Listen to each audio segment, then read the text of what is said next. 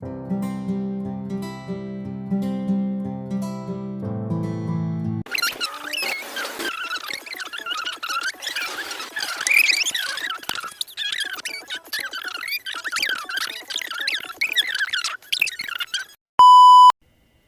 everyone to Jetta Grotto.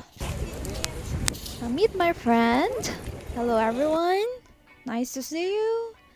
So yeah, ito tayo sa mapa sa Jetta Grotto. Ito yung train, di ba may train? Pwede kang sumakay dyan. Hello train. So, di ba? Tapos parang revolto dun sa dulo. Kala mo off namin. Ito para siya, ewan ko, not sure kung ano to. Pero look at these trees and mountains all over. Oy, teka, meron ditong ano ha? Meron ditong mga puno dito. Ito lang yung matatagpuan sa Lebanon. Ang Jetta Grotto is hindi siya nakasama sa 8 Wonders of the World dahil sa baba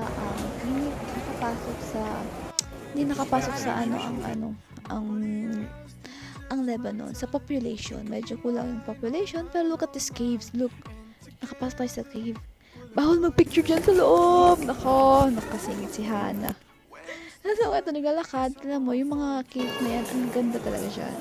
Tapos, ang lamig-lamig sa loob. Nakakaloka. Pero ang ganda-ganda. Parang siyang hidden castle under the ground. Parang siyang enchanted, no? Tapos, ayun, no, yung parang lake siya. Ay, naku, napakalinaw dyan. Patago pa ako nagka-camera. Oh, hello. Tapos ito, meron itong souvenir shop. Hi, Martha! Hello. And look at me. Ako rin. Nagpicture din ako. Selfie. Kasi hindi siya tumingin. Pero look at the map. Ang dami-daming pwede mong puntahan. With my friend. Picture with my friend. Ito yung mga picture ko sa kanya. Ang gaganda talaga ng mga picture ko sa kanya. Ayun, hindi ko sure. Kasi hindi ko nalapitan kung ano yung nakatuwad na mga tao doon. Dami yung picture niya sa akin. Pero thank you for the picture. It's so nice. Para akong penguin. Pero ang cute siya. Nakakaloka. Ang init-init dyan. Pero pag nasa loob ka ng cave, super lamig. Tsaka yung tubig doon, napakalinaw, napakalamig.